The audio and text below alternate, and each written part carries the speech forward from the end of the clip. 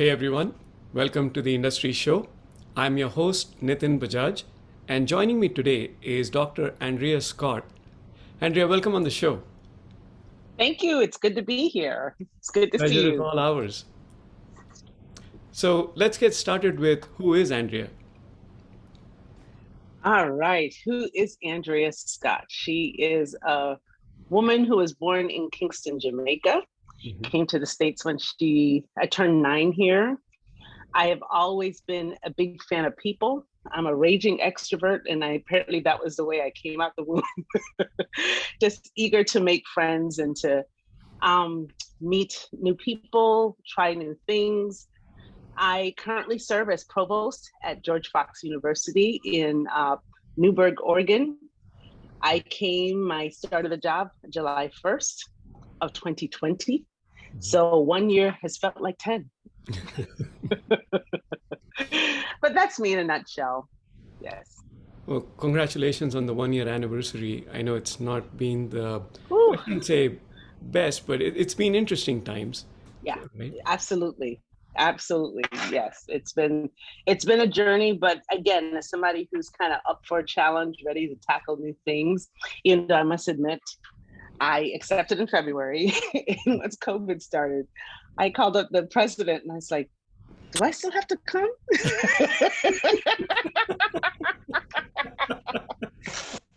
Oh my goodness. Yeah, and he was like, yes. But it's been good. It's been good to be here. I feel like I've learned so much. I'm truly grateful for the chance to serve here. So tell us a little more about, especially for people that don't know about it, uh, what is the George Fox University? Give us a sense for the size and scale of its operations, and also, Sure. if you will, who's your ideal student? Okay. So George Fox University was started in 1891. So it's been around for quite a while. It is a Quaker institution. Quakers started it. And the Quakers are a unique denomination, faith-based organization. I'm not a Quaker, but they're very welcoming to folks of like or other faith. And they're pacifists. That's probably the thing that they're most known for. But they're also very committed to social justice, to caring for other people, for serving well quietly. So this is a relatively quiet campus compared to other places that I have served. But boy, it has been a tremendous a year. It's First of all, it's a beautiful campus, nestled in the suburbs of Portland. So all the drama happening in Portland hasn't even come close down here. These folks have none of that's happening down here. It's just pristine. I call it Christmas tree land because there are pine trees everywhere, and it's gorgeous. The school, like I said, is Quaker based. We have around 30 to about 30 something plus majors. I'm in the process of refining our curriculum. So it used to be more, and we're becoming more streamlined. We're very STEM focused. We're one of the few Christian universities that has an engineering program, and an excellent engineering program. Very focused on medical, with nursing and PA, PT, kinesiology, as well as a business school, and then a traditional liberal arts undertaking, the visual arts as well, music. So it's kind of got a little bit of everything, but with an emphasis, one, on excellence, Christ-centered, and externally facing, where we want our students to be prepared to serve the world. But I think probably one of the things that attracted me and keeps a lot of people coming is our slogan called "Be Known." And we make a be known promise to every student that comes. And I can truly say that in addition to the students being known, I think faculty and staff also have a chance to be known. It's a very humble place. They managed to balance humility with some really, really smart people here as well. It's not a combination you see all the time. So I'm very grateful. We're about 500 employees, about 4,000 and change students. We've got the main Newberg campus, and then we also have a handful of satellite campuses, with our next biggest satellite in Portland, where we are able to do counseling, the seminaries there, just kind of closer to the city, where the needs really are. And it's a school that has a wonderful regional reputation. And with my help and God's, we'll have an even better national reputation because, again, just so much good stuff happening here. And they're also really committed to kingdom diversity, which is hard to do in Oregon, where, for example, only 2% of the population is Black. But these are people here who don't apologize for being who they are, but recognize that the world is made up of many people, and they want as many people to be known as possible. It's a really impressive little secret that I'm going to try to tell more people about. Yeah, So. and I'm not surprised you found your way there. You mentioned people being humble and extremely smart, and you're obviously both of those things. Oh, And you're I'm not too kind. surprised that you have set the goal to take this secret out to the rest of the country. And it's not a matter of if, it's a when. And I think Oh, that thanks. that's coming pretty soon. So really looking forward to that. All right. Yeah. So we'll see how things go. So in the past year that you've been there, and knowing what you know and the challenges that in the challenging environment we've been in, what's the one big challenge you are looking at from where you sit?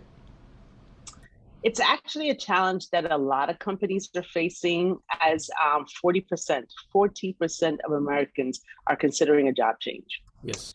So one of the things coming out of COVID is that folks are like, do I really want to do this? I've always wanted to try. I really never liked. Yeah. I wonder what this feels like at this place. So there is a lot of curiosity, which usually I'm very excited and want to support, except for it's made, I'm still hiring faculty and it's July, because the tumult has not ended. It's still a churning. And so I have decided not to take it personally that we have so much turnover my first year, when I hear that 40% of the US is thinking about, well, maybe our churn is not so Maybe bad. it's not you. Maybe it's not me. But that's probably one of the biggest challenges. But again, I'm an irrational optimist, Nitin. So I fully believe these things will work themselves out. We just need to be smart while we're patient. Because we're a Christian institution, and that word Christian has so many different interpretations, we just love God and want to serve the world, right? So if that could be our label, we love Jesus and want to serve the world. Finding people who can commit to the mission and remain excellent in their field. And that's, again, why I get excited about Fox, because we've been able to find them. And so as I come into the space, I want to keep encouraging my faculty leaders of what to look for and to become a place that attracts them as well, because they know that they'll have colleagues who are committed to faith and to excellence and not willing to compromise one for the other. So that's the challenge, just to find the bodies, and then being in the Northwest, it's a little tricky. There's just less people over here. And like me, folks are like, Oregon, what's in Oregon? Is that where Portland is? Oh, no. It's like, oh my gosh, we're in Newburgh, we could not be further from the hubbub. And all that has died down, and Portland will rebuild and get itself together. And I'll get back on my track to keep expanding the reputation of the school. But yeah, that's the challenge, is talent. Because in every organization, that's how you stay at the head of your game, is your people. You can have all the structures and all the policies and even opportunities, but if you don't have the right people in place, it's a much bigger challenge. And we've got a lot of great people, and I want to keep them and attract more. So true. Yeah. Every challenge brings opportunity. Right? And so to think about that, what's the biggest opportunity you're targeting? Well, with the new folks coming in, they don't know any different. So one of the things that was hard last year, Nitin, for me, I didn't know any different, but all I've known is COVID. But for the people who've been here 15, 20, 30 years, they're like, what? We're not going to have that party? What happened to our ice cream social? And and I haven't seen my friends because, again, the Quakers are kind of tight and quiet, right? So Yes. lots of community-ness at Mhm. levels that we may not fully understand. There's a culture that's thick here. So there was just so much lament and loss in the year. I mean, everybody felt it. I don't want to act like somehow we felt it more than others. Mhm. But when you're coming in and you don't know any different, you can just get excited about what's in front of you now versus I remember when we used to be able to. If you don't have that point of reference, Mhm. I plan to leverage and enjoy that as much as possible because there's a freshness and, Mhm. oh, I've never been here. Oh, this campus is gorgeous. Oh, these people are so nice. Oh, the kids are respectful. That's all they know. They don't know, well, we used to do this and we don't do that anymore. And the money is gone for this.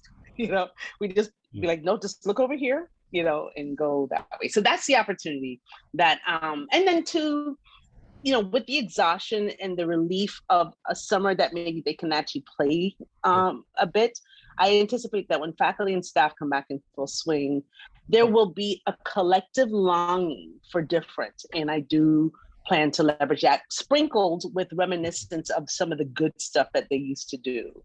So, yeah.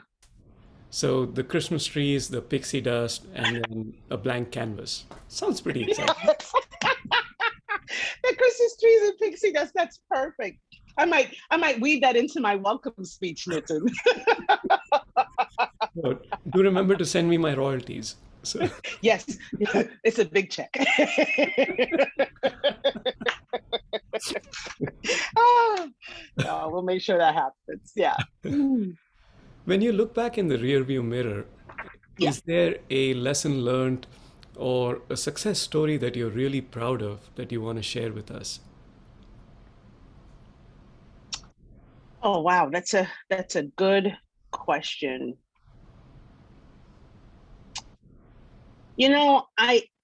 I think the lesson learned is, it sounds so simple, but man, when it pays off so well. Mhm. We have two ears and one mouth for a reason, right? And when I came here and when I showed up, I was dean of the business school at Cal Baptist before coming here and did a listening tour before making any decisions. Just listen to everybody in my organization, included students, staff, as well as faculty, people outside of the business school, and some alumni, and kept taking notes. And I did the same thing here to hear the heart of people. People want to be heard, right? And especially given our be known promise, it just works to listen more than to speak. And that's tough for the loquacious, gregarious, extroverted types to be like, I've got a story, but to listen instead. And we were able to make significant changes to programs, to systems, to policies. It was not always easy, okay? But we were able to move the needle in such a way that we should have a nice little reprieve this year. Mhm. Leveraging the tumult of COVID to kind of reorient us to what really matters. I think that happened for everybody individually. Like, what really matters to me, as an organization, we did the same thing. And I had the chance to listen and hear what really mattered to not just the president of the university, but also all the faculty and staff. And so I'm very pleased, and I got to make sure it's clear that it was not easy. Not everybody loves the decisions I made. That's part of my job. If everybody loves me, I'm probably doing something wrong, right? So I've got to have some people who are like, that woman's a lunatic. And like, it's working. Doing something right. Right? Right. But here's the thing. I made the board happy and the president happy, and there was no mutiny. That's like success for me, and we're still open. And so I think the success was being able to reduce the catalog, reduce some of our majors. Like I said, it was hard. It was hard, but most of the faculty is coming back, so we're good. Even with all the turnover, a lot of the turnover was spouses relocating, moving closer to family. It's very interesting to hear. And I support, I want people to live their best life, so to speak. Yes. But if they decide to do it here, I want them to live their best life here too. But yeah, so I think that's the lesson learned, is the power of listening, and not just hearing people, but active listening, so that you can not only repeat what they say, but really hear, Yes. hear at the deepest level. So you listen actively so that you can truly hear what people are saying. And I think that's where the real connections happen. That's where Yeah. you really tell them that you understand them, you value them, you cherish them. Yes, absolutely. Absolutely. And that's hard to do over Zoom, with people you've never met before. Yeah. It's just like, and then I am so silly and cracking jokes all the time. And they're like, yeah, I don't really want to hear a joke now. And I'm just like, well, unfortunately, they're going to keep coming. I have to rope it in. So as you're trying to get to know people, they're like, is she serious or sarcastic? I'm like, sarcastic. So they'll learn eventually. So I am looking forward to the start of the new year and a chance to interact personally, for them to kind of see the whole package and to realize that I do have a serious side, and I do care, but I am here to do a job, and that is what will get done. So yeah. I'm a little jealous of the people that get to work with you day in and out. Oh, Nitin, what am I gonna do with you? That's very kind of you to say. That's very kind of you to say. Well, I've No, known you life is good almost. right now. Was that? I said life is good right now. Yeah. So I mean, yeah. when is it not for you? I mean, you make life good. So, Oh, I try. Positivity can go a long way. yes. Yeah, And it's yeah. infectious, right? Oh, I hope so. Yes. We look, we have a lot to be grateful for. As you and me were sitting here talking, there are a lot of people who this is not a possibility. Yeah. So yeah, no, I don't take for granted every day that I have. So yeah, yeah. So let's switch gears and Okay, get to know you a little better. okay. And the way we do that is through a series of one-line life lessons that Oh, are sure. simple but profound, and have come to either define you or you have come to adopt them over the years. Okay. So, All right. Well, I will do one that if anybody watched Dead Poet Society, they know it. It's corny, but it's true. Carpe diem. hmm I believe in seizing the day. Tomorrow is not promised. hmm As I was diagnosed with lupus in '96, and it changed my life and gave me a deep appreciation for every morning that I wake up. And I walk in that place of gratitude. I try to faithfully walk in that place of gratitude. So that's the first one.